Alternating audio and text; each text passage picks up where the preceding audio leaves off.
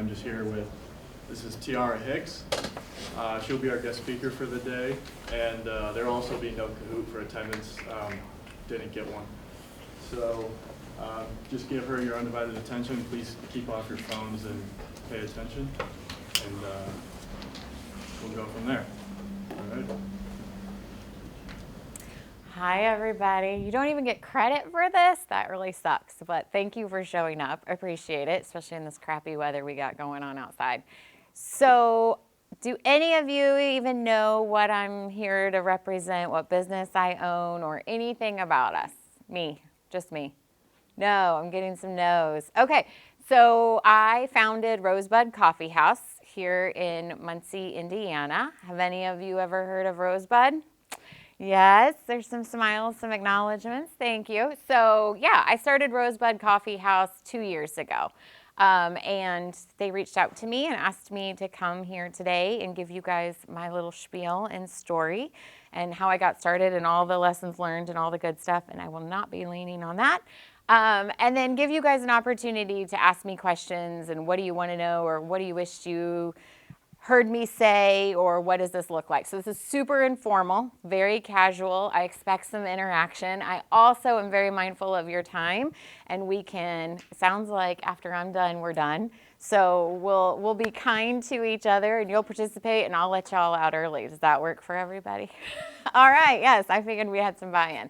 Okay, so how many of you used to pretend when you were little in a career? Like, you knew what you wanted to be when you grew up. What did you do? What did you play? Just tell me. Say it out loud. Go ahead. I used to pretend to be a teacher.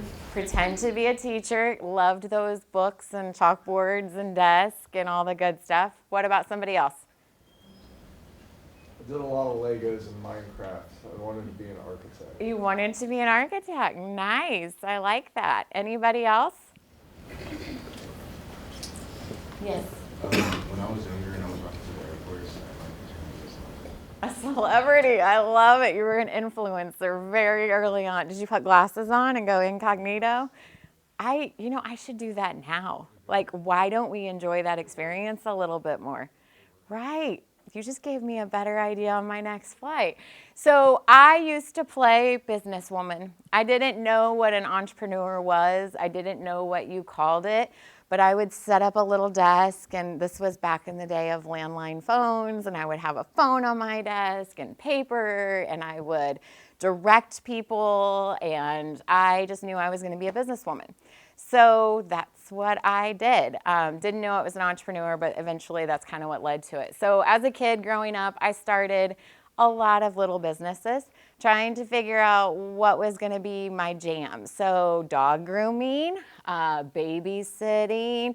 I thought I was going to do potpourri. It was the 80s, and it was a very popular item in most homes at that point in time. You guys probably didn't even grow up in a house with potpourri, but it was a hot item in the 80s. So I thought I was going to do that, and then all of that kind of fizzled out for me. And you can go ahead and flip it to the next slide. And then I ended up growing up and realizing that I needed a job that was going to pay me, and I needed to figure out my path, and I did the high school thing, and then I came to Ball State for 2 semesters. I was here at Ball State, and then I did this crazy thing, like get married and move away to Indianapolis, and then have to continue to figure out what I was going to do with my life, which continuing my education. So I got a degree in business management, and I focused in human services. Then I graduated in 2007 with a business degree and realized, one, everybody has one of those, and it didn't mean that you were going to get a specific career. And 2, I realized the world was crumbling around me in a recession that I did not know what I was even walking into. So finding a job was difficult. So I found a job as an office manager. They owned several different businesses. And that gave me an opportunity to kind of go in and see a lot of aspects of business. And they were 2 entrepreneurs themselves, so I really got to see some of the choices that they made, the directions that they took. I got to see at the end of the year why they needed to spend money rather than pay taxes on money. So I had an opportunity to observe a profitable business, which was really nice. At that time, I still was figuring out what I wanted to do with my life, and I decided to go back to school and get my MBA and focus in human resources. So that's the path I took. For over 15 years, I have done human resources. I'm currently a VP of HR for an engineering battery manufacturer in Anderson, Indiana. They were in Indianapolis, but they relocated. So I have a day job and a life from that side of things. So that's the path I took. About the time, it was before the pandemic, it's 2020, 21. I always said, like, if you asked me what I was going to do if risk wasn't an option or money wasn't a thing, what would it be? And I would tell you I was going to own a business.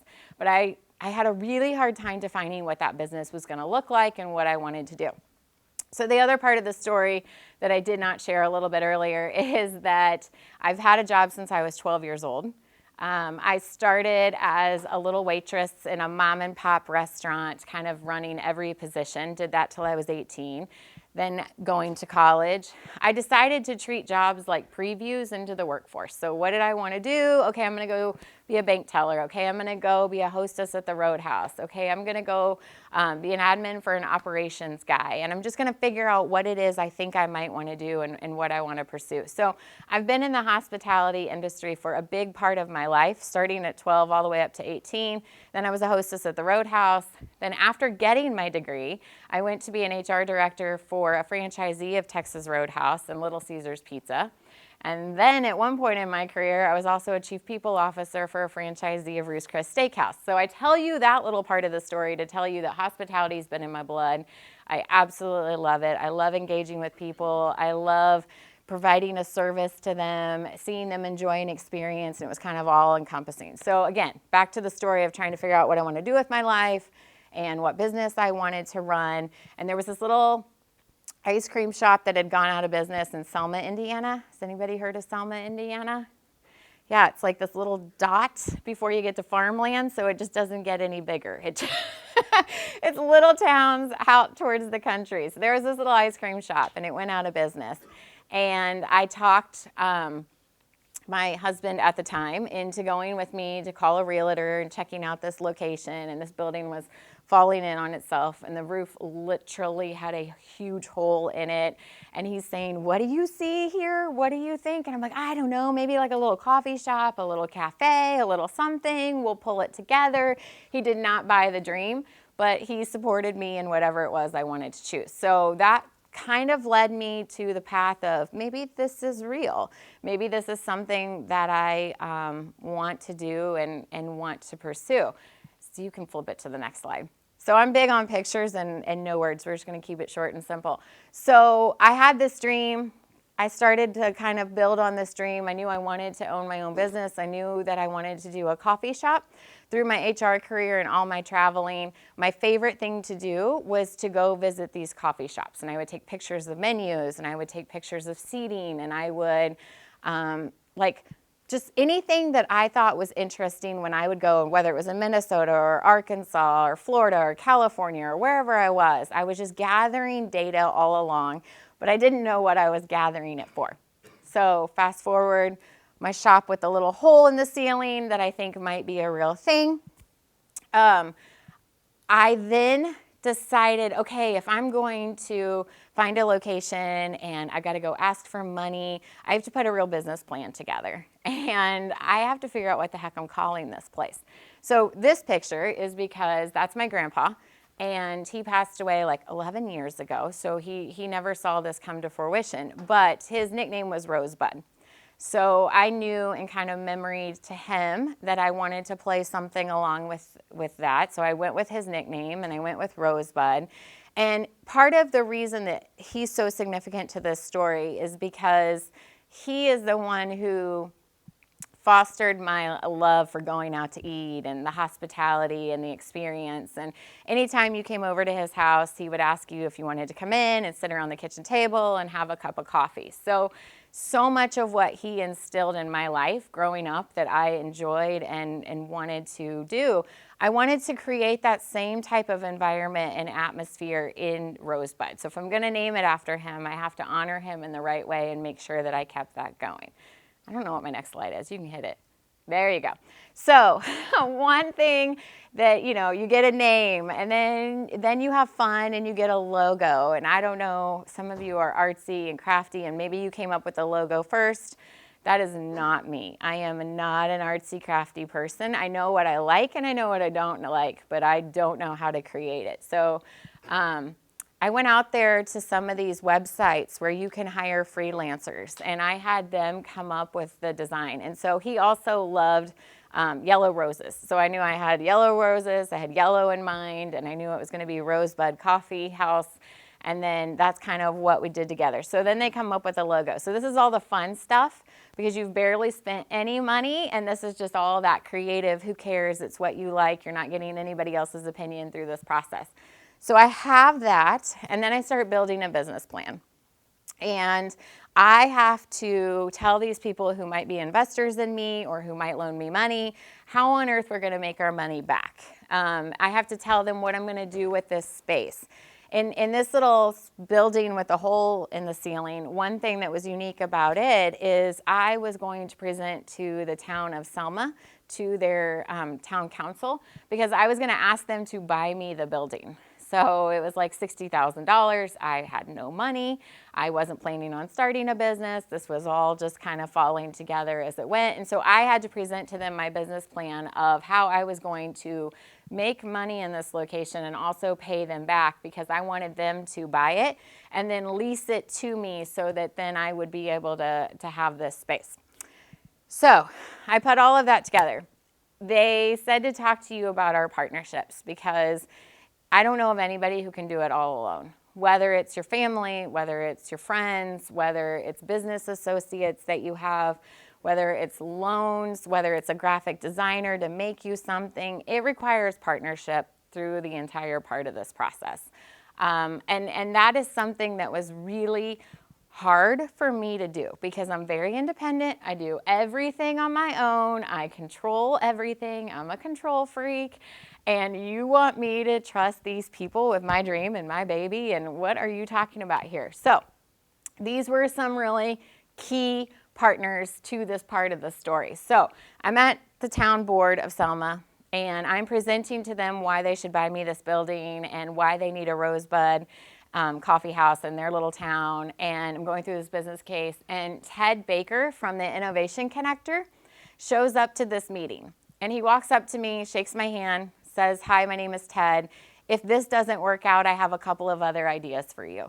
And he goes, slips me a business card and sits down. And I'm like, this is the shadiest shit ever. Like, who does this? And like, I'm in no man's land town and you're slipping me a business card telling me you have other ideas? Okay, whatever. So I just kind of tuck that away, do my little presentation. Well, during the meeting, he actually stands up and tells them, if you invest in her, if you buy her this building, I promise to mentor her.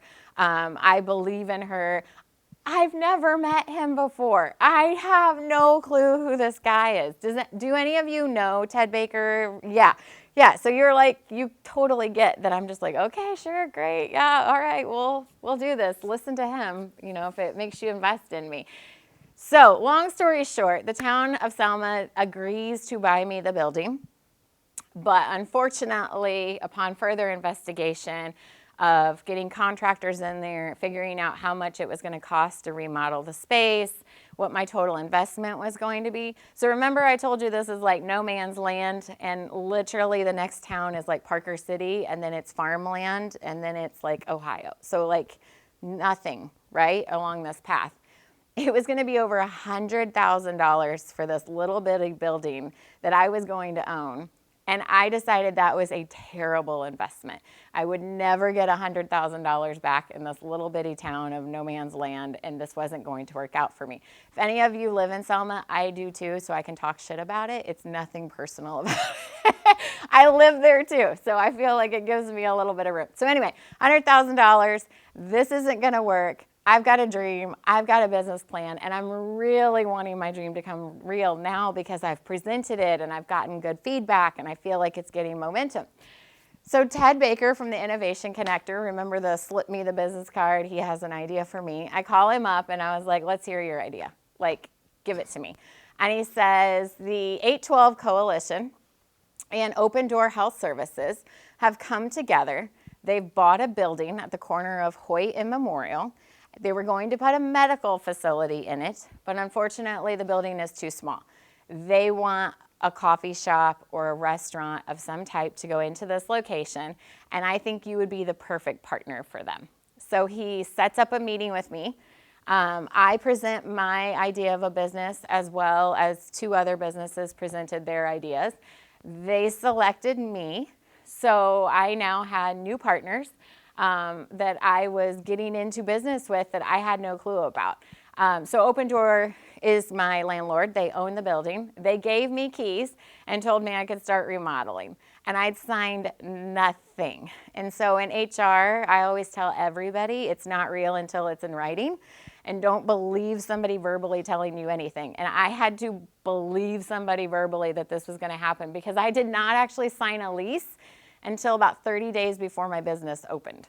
So I had to do a lot of faith and a lot of trust in these new partners that I don't even want or like having, but I had to learn how to do it, and I had to learn how to do it really quick. Now, if you remember, the other part of the story is I had no money. I did not expect to open a business. I was not prepared. There was no nest egg. There was no dream fund of what I was going to do. I'm a mom with 3 kids, and they're very expensive. So there was no like extra, this is what I'm going to do. So this is where the city of Muncie comes in. There is an industrial revolving loan fund. It sounds like I'm going to build a factory if I'm going to go to these people and ask them for any money. Fortunately for me, they expanded from just manufacturing to include all small businesses. So I applied for the loan. I had to go present my business case. So again, that business plan came in handy. It was very valuable.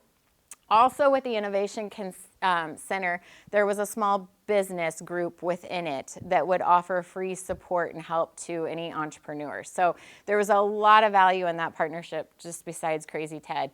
That there were resources within that were able to help me. So they helped me with that business plan. I presented it to the town council, or to the city of Muncie, and to Dan Ridenhour. And he was, I don't like to be politically affiliated or associated, but he was in the banking industry for many years before becoming the mayor of Muncie. He also had a background in marketing. So he was very supportive of small businesses and getting me off of the ground. And without this core group of partnerships, it would not have happened. That would not have been my thing. What's next? This is my wonderful team. So, all right, so we have a dream, we have a building, we do renovations, we get it ready to go, and holy shit, I have to hire people. And it's no longer just my baby. I'm now supporting other people and their dreams and what they've got going on. And I don't know, for some of you who've been in, my typical team are college students. They usually come to me about sophomore year and they leave me their senior year. So they're with me for a couple of years through transition. And then I'm a spot in their journey and they are on mine as well. And that's how we treat it. So then my folks move on and go off to other things and pursue other things. But this was my very first team. So every couple of years we cycle and we add some new team members and that happens. But I'm very, very fortunate that I don't have a ton of turnover. That's my grandma. So she was married to the guy who I named it after. So she comes in and helps me cook sometimes. And then that's my kiddo, because when you own a business and you have a family, they get to be a part of that business as well, like it or not. And so I incorporate all of my kiddos into that. So you have a team and you do your thing. I've got to look at my notes to see what I am skipping out on here for you guys. We talked about that. So we can talk a little bit about some of the struggles. It was a freaking pandemic when I opened my coffee shop. The world was crumbling around me once again, and nobody knew what to expect. So suppliers that I had lined up menu that I had to create, recipes that I created, things that I thought were going to go off without a hitch. Unfortunately, I wasn't able to obtain all of those supplies. So the supply chain that was affecting the world and cars and everything else, making it go crazy, it was impacting those little businesses too. Even with the build out of my building, I wanted a wood ceiling. Don't ask me why. I thought it would warm up the space. So my space, for those of you who have never been there, you can hit the next one. I think those are just meeting rooms. Yeah. Nope, those are more of my people's. There, well, that's the drive. There you go. Okay. So my space used to be a bank. And so, again, no money. I had to figure out how to make a bank a coffee shop. So we took the drive up for the ATM and turned it into a drive up for the coffee shop. Inside, I yanked up nasty carpet, and we went with concrete floors, and it was really cold and it was really echoey, so I wanted this wood ceiling to warm everything up. Well, guess what happened during the pandemic? Everybody started buying wood and working on their houses and hiring contractors, and so that was very hard to come by. So I ended up getting with a sign shop, and we printed wood on plastic sheets, and I use those as ceiling tiles. So if you come into Rosebud, it looks like a beautiful warm wood ceiling, but it's just plastic signs that we've put in there as tile. It was so much cheaper than real wood, so much lighter than real wood. There is also, you're going to create a plan, you're going to think this is what you're going to do, and then you're going to have these little obstacles. And I would tell you that overcoming these obstacles or figuring out how to work around them is just part of operations in general once you get open. So it's great conditioning, it's great practice to kind of go through and navigate those things. I'm jumping all over the place, but you're getting the gist of it. So I took the old vault, and that's the meeting room that you see up there in the top. I thought that it would be cool and that people would like sitting inside of a cement box. Don't ask me why, but they do. They think it's really cool. It doesn't get good internet signal. So if any of you ever come there to hang out and do any work, don't sit in the vault, because the internet signal is not the best through those concrete walls. It also had no electricity inside of it. So I had to figure out how to put electricity inside of a cement box, and I installed a ceiling fan because there was no airflow, there was no movement, there was no vent. There were challenges to taking that existing space and trying to make it work. This is another meeting room. So this was the office at the bank, and I turned it into what we call the boardroom, and it seats two. So one thing coming into it, I had to separate myself from every other coffee shop. So there's the caffeinery, there's the Cup, there's Starbucks, there's Dunkin', but I had to figure out what was going to make Rosebud different than all of those other places. One thing was to play up my building's floor plan and what it gave me. So it gave me 2 meeting rooms that allow me to offer people a place to gather. So I don't charge you anything. You can book those rooms online through social media. You can study, you can have business meetings, you can have nonprofit meetings. They're utilized by all kinds of folks for all different needs. So I knew that that was going to be something that would make Rosebud stand out and be different from some of the other places. The other thing that made me stand out is that I had that drive up. And again, it was already there. I just had to put in a new window and figure out how to configure it so that I could turn it into a coffee shop drive up rather than the whole ATM with the tunnels and tubes and all that good stuff. But it was just a matter of taking a look at what you've got, understanding resources, but really understanding what is it that you want to be able to provide and how do you adapt your surroundings to kind of meet those needs and what's going to make you different than everybody else. Another big piece of this story with my particular location is I was kind of the pilot program. So I had to prove to everyone that you could make a business successful on the south side of Muncie. And if none of you have ever crossed the tracks and gone to the south side of Muncie, unfortunately, it was full of a lot of manufacturing. And when manufacturing left town, so did a lot of the jobs and a lot of the people. So you see a lot of vacant homes, you see a lot of vacant buildings, and people were scared. They did not want to cross the tracks. They did not want to go over there. And there was nothing to go over there for. So I had to create a destination. I had to create a spot that was going to draw people to a side of town that had been long forgotten about and kind of remind everybody that it was there and existed. And oh yeah, no pressure, but if I'm successful, then it opens the door for others to come into that side of town and bring their businesses there. So it was kind of that launching point to say, look, you can do this, and so, so can other people, and you guys should give this opportunity a try. So I'm also a part of that 812 team. I'm on the business action team, and one of the things we're focused on is identifying commercial spaces and figuring out people who have interest in the business and, maybe seeing if it's something that would work for them so that we continue to foster and develop that area. So why do you think for me it would be important that other businesses come and join me in that area?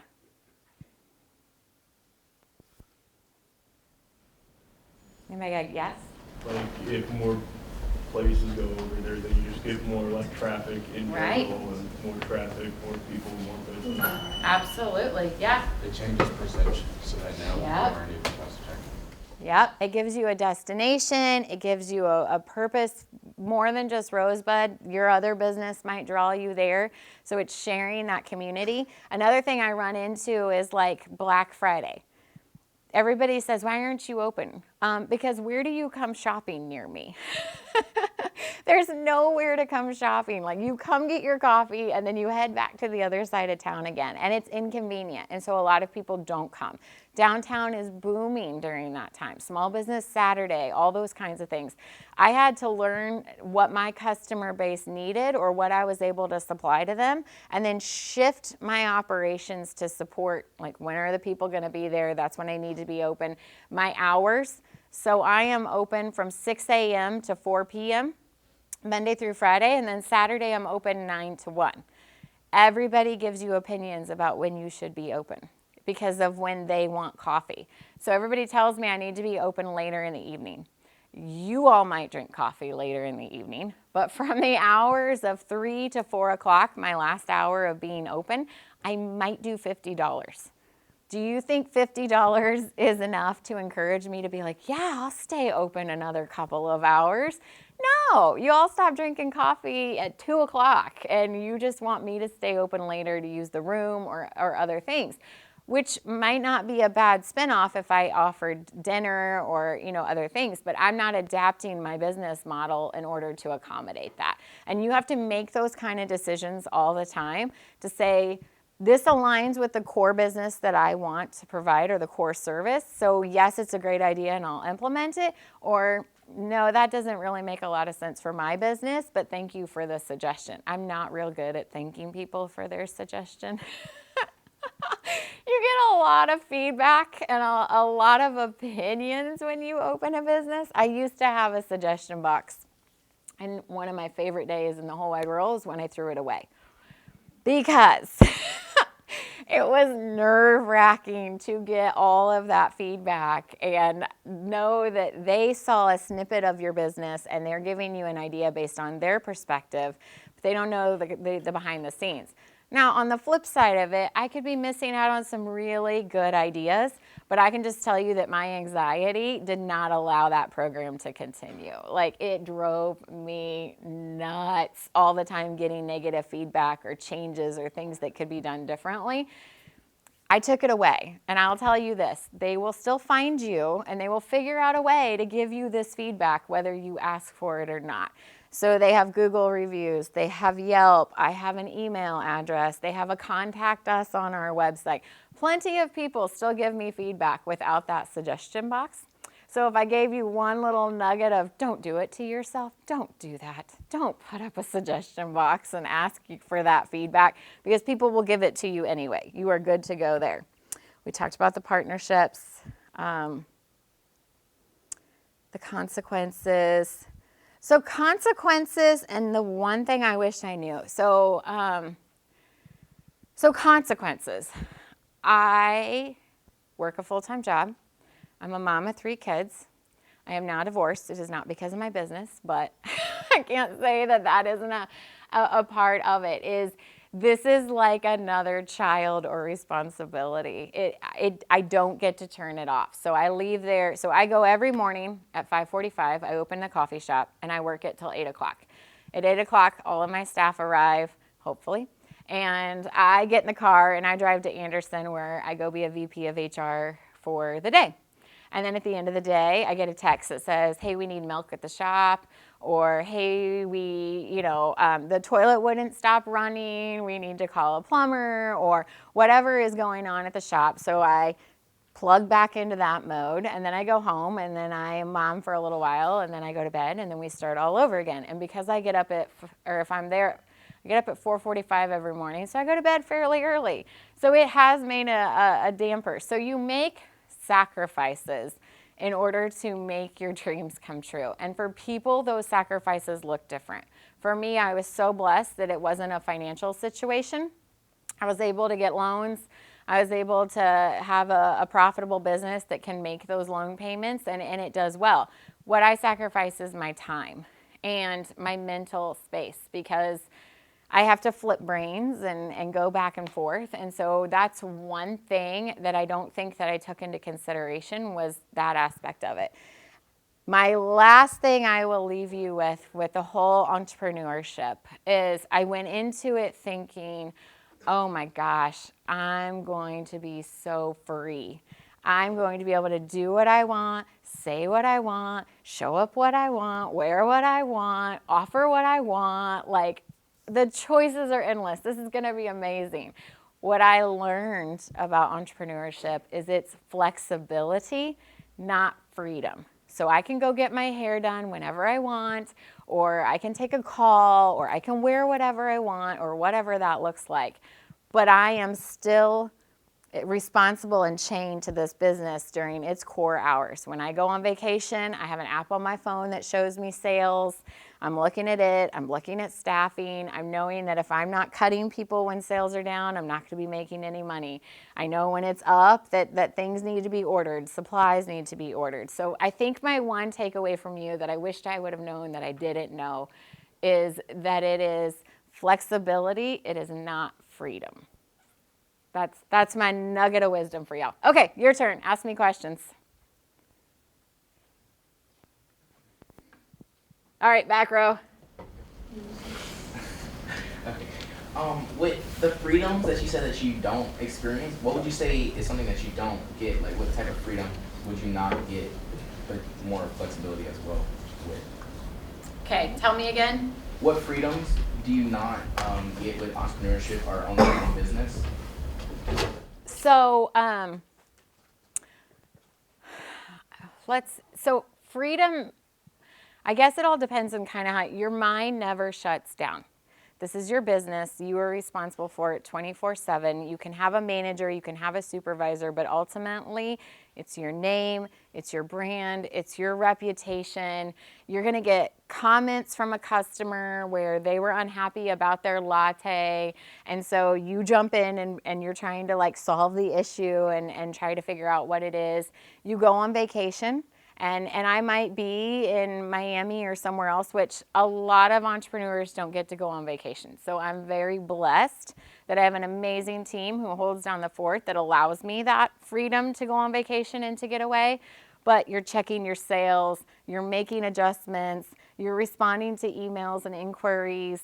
You're just, for my day job, when I'm on PTO tomorrow, for example, I can literally turn on and out of office, say, see you all later, and I'll return and respond when I get back. And they'll still call and they'll still bug me, so you're not totally free no matter where you are. But I can let it go. When it's your business, and maybe this is just me and being a control freak, I can't let it go in that same way. Does that answer your question? You had one. Yeah, at any point do you see yourself like being able to just do your like coffee shop? Because like obviously it's very time consuming, so like not to be like personal, but are you doing it like for financial reasons or? Yeah, so I was asked this the other day by a good friend of mine. He's like, "You didn't start a business to not make money, did you?" And I was like, "No, that'd be stupid. Of course I wanna make business." All right, so full transparency. I'm a VP of HR. I own an HR consulting company, and I have this coffee shop. In order for the coffee shop to financially support me the way my corporate jobs do, so kind of just a little rule of thumb in the hospitality industry is they tell you that it needs to make $1 million for you to pull a salary of $100,000. I am bougie. I like nice things. I don't want to change my spending habits to make it work, which is why I have to work so hard, because that's why I work the multiple jobs and the different revenues. Is I love vacations. I want to go shopping. I want to spend money on these things. My little coffee shop, even though it does $300,000 a year, which is great for a little coffee shop with an average check of $7 and 25 cents a person kind of thing, it's never going to give me a salary that would replace that corporate. So the only way to do that would be to get more locations. And hopefully one would be busier, one might be a little slower, but if you have multiple locations, it helps spread out the ups and the downs. Right now, this one place is taking all the ups and downs. So I've looked at second locations in Yorktown. I've looked on the south side of Muncie. I've looked on the north side of Muncie. Right now, real estate and rent is through the roof. So you have to be very, very mindful of your overhead. And rent's going to be one. Overhead, rent and people are two big costs in this particular line of business that you have to be mindful of. So I'm not ruling it out, but in order to step away from my corporate job, I would need a couple of more rosebuds or another business in order to kind of supplement that life. Yes. So as far as starting out, did you have to set like competing market prices, or how did that kind of work there? Yeah, so that was another great thing with some partnerships and the Innovation Center and all of that. Somebody found me a report that showed me how much people spent on coffee, where they got it from, and within a certain mile radius of my shop. So I think it went 2 miles, 5 miles, 10 miles, and 15 miles. And so I had an idea of how much people were spending. I knew the average income in the area. I knew that for my business, the people who lived near my shop was not going to be the people who supported my shop. There's another nugget for you. Your friends and family, that's who I thought was going to support my business. That was not who supported my business. They're there, they're cheerleaders, they're gonna give you lots of feedback, and they may be a good support to you. My mom works every single morning for me for free for 2 hours. So to say that they don't support me is not fair. They totally support me, but my customer base were these whole new group of strangers that I didn't even know that I was gonna have to convince to come in, and they became my regulars, and they kind of became that offshoot of that family. So that was another big takeaway is as you're getting advice and you're getting feedback and your family's telling you what you should and shouldn't do, value that opinion. But remember, they're not your customer. They're just a small percentage when it comes into those decision making. So you have the data, and it's going to tell you there are 50,000 cups of coffee sold, and most of them in my area came from a convenience store. And the price point of a coffee at a convenience store was $1, and lattes don't exist. So here I was going to bring in something that was a new product to an area that wasn't asking for it necessarily, and what I wanted that price point to look like. And then remember I told you it was the pandemic. So one thing that I figured out, or that happened to me, is I got a supplier and I got the cost of all of my goods, and I calculated how much from the labor, the milk, the syrups, everything that goes into it, and I knew this is what my base price needed to be. Well, what happened over the course of the pandemic, as there was more and more shortages, everything doubled on me. So I've had to take 3 price increases. That is a nerve-wracking thing to do, is to ask your customers to pay more money. I was fearful that they'd be like, no, or it's not worth it, or what are you thinking? But at the same time, if you don't make those adjustments to your business, my business would have died, because my prices of all my supplies doubled from the time I started to where I was. And it's expensive to make menu changes and print new things. And so yes, you have to figure out, for me, because I wasn't a franchise, I had to design recipes, And then I had to take those recipes and break them down into cost, and I had to figure out how much I was going to charge for all of my items. I also had to figure out what my markup was going to be on items that I purchased to sell in the shop. So like a bag of chips or muffins or something that's already pre-made. I had to figure out how much I could charge that still was reasonable for the market and comparable. So part of that research, when I went to all those other coffee shops, they were in different states and different places, but I still looked at prices and I looked to see what it was that people would charge. And then my roaster, so interesting relationship, the caffeinery is my roaster. So they roast a blend specific to Rosebud. And that was really important to me because, again, I needed a differential. I needed you to drive past the caffeinery and come see me. And why was that going to be? And it was because I wanted to offer a product you couldn't find anywhere else. So I have a custom roasted coffee that I pay more for to have, but it gives me that differential from everybody else.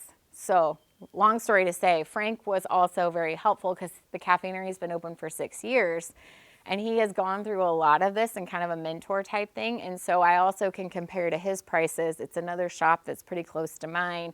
And I know if I can stay within those parameters that I do pretty good. Long answer, so sorry. Yes. So my question is, when you started all this, like I'm a mom of 3 as well. Okay. And in the hospitality field. Okay. My biggest problem and nervousness is that, and that's kind of why I'm going towards entrepreneur. So you said you've worked in restaurants before. Well, when I worked there hosting, bartending, serving, I would miss out on literally everything with my kids. Mm-hmm. So my fear is, and I want to know if you've experienced this, once you've switched to entrepreneurship, because basically you go into ownership mode, management mode, do you still miss out on that? Or are you able, is that part of the freedom that you don't have? Or is that part of the flexibility that you do have? Yeah, so the flexibility allows me, so a couple of things, right? Restaurants typically have really crappy hours and you're working late at night, and so you're missing all the after school activities. You open your own business, I do a coffee shop, I'm like, it's gonna be open during the day, and closing at 4 was super important to me because my kids got out of school at 3 o'clock. And that meant their activities wouldn't start until after 4. So it allowed me to stay open 2 hours later than the caffeinery. So late enough that you would come see me after you were there. But it would also, I could close the shop and be to the school by time for any of their activities. So my oldest child, she's a freshman at Purdue now. I know, Purdue. But she was a cheerleader, so I went to every single game. And that was super important to me that I was there for them as a mom. Now, they get irritated with me because I might be on my phone and I might be looking at sales while it's halftime or whatever's going on. But you figure out what your balance is. So I think how you structure your business, think about that as you're looking at the lifestyle that you want to have. I'm an early bird. I love to get up, hit the ground running, but I'm like done at 3 o'clock. So this early morning coffee thing was perfect for me. I had an opportunity to buy another restaurant here in Muncie, and I really, really, really wanted it. I just realized that I would spend every evening there. And my kids, I have a sophomore in high school, I have a senior in high school, and then I have that freshman at Purdue. I knew I would miss their life, and it just wasn't the time for me right now. I haven't given up on that dream. I'm just waiting till they go live their life, and then maybe I'll circle back to that restaurant kind of thing. But this coffee shop, breakfast shop, early mornings is what I needed to fit in with my life. And so I would say adapt your business model for the lifestyle that you have, and then you can always change it because you can change everything. That's another thing. I thought like, oh my God, the pressure, what do I want to offer? What recipes do I want to come up with? What lattes do I want to offer? I change it every single month. So if one sucks and you don't sell a lot, just change it and don't put so much pressure on yourself to like get it right the first time. People are adaptable. People will like you and want to support you. And if they didn't like that raspberry truffle, which it's amazing, they might try the rosebud next time they come to visit. So you have a couple of times to get them to hook in and want to be your customer. Somebody had their hand up over here. Did I miss a question? No, I just made that up. Yep. How did you, moving forward, because you said you also want to diversify your locations, but to do that you would need a new area with a new target market, and going through your already like target market that you've done for this location, what would you say you would be moving forward with, like, to like speed up your target market research to make sure it's efficient and timely, as well to make sure time constraints are also like within budgets? Like, what are some like tips and tricks that you would use? So I think second location for me would be, if it's on the north side of town, it's already really busy and really populated. They might not need a meeting room. That might not be something that I need to tie my real estate up in, or provide or find real estate that has a big enough space. But one thing that's a non-negotiable for me in a second location is a drive up. Because if a pandemic happens again, or just the convenience of having that drive up, and I do 50% of my business through that drive up. 50% of my business is walk in, sit down, and actually enjoy the atmosphere that I created. If I was to go to the north side of town, I think that drive up would be crucial for the rush hour times. I mean, I just look at Starbucks' line around the building, Tillotson, how crazy it is over there. And I know that there are certain parts of the business that I would want again, and parts that I wouldn't need to mess with. I spent a lot of time marketing and branding.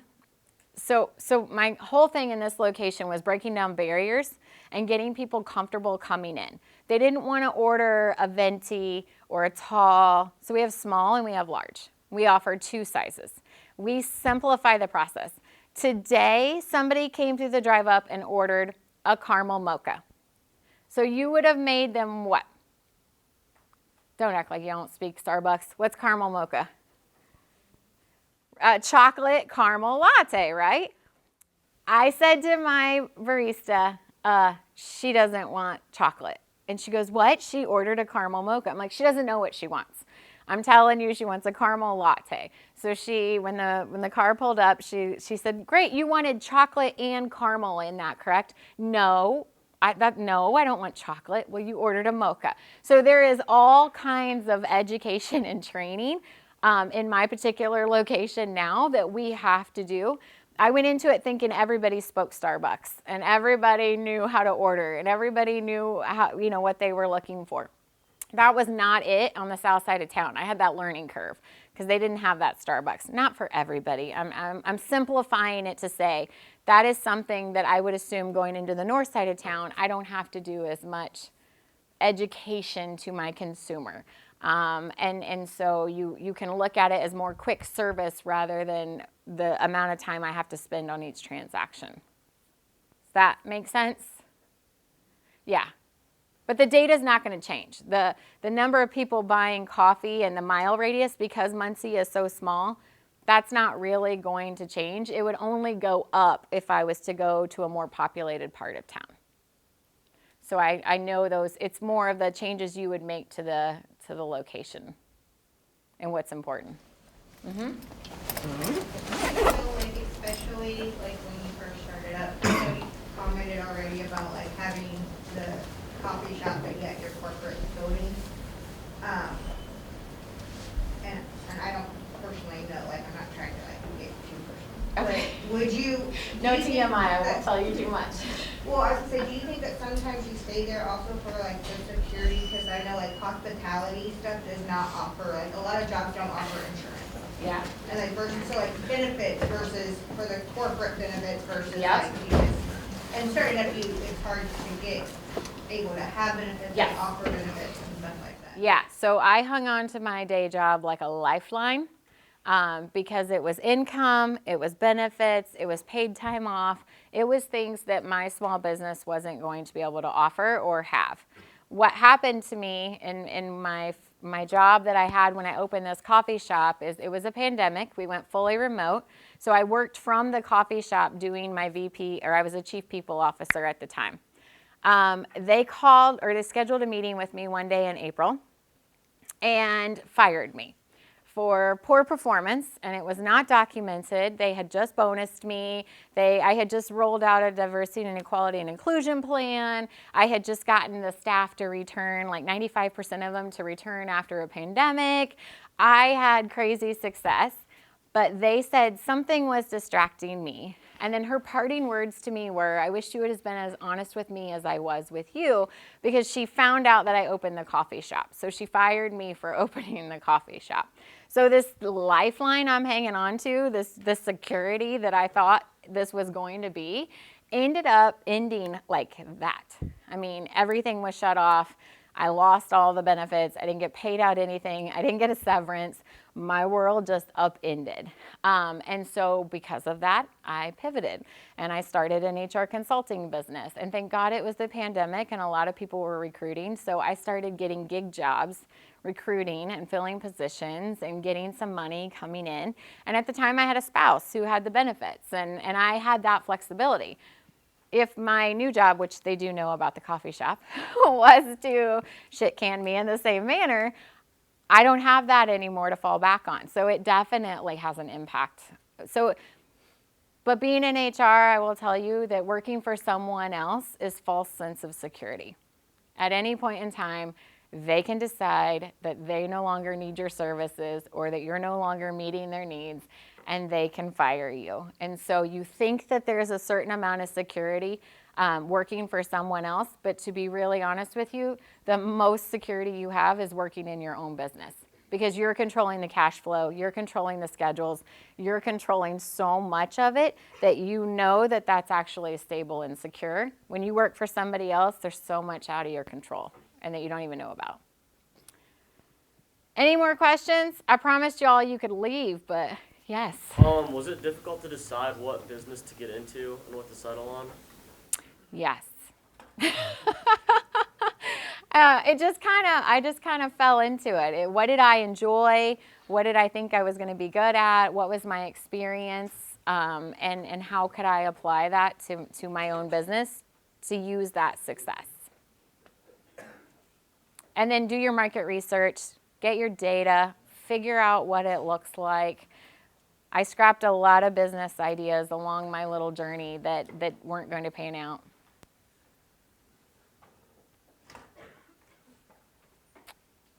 All right. Thank you guys so much. I appreciate it.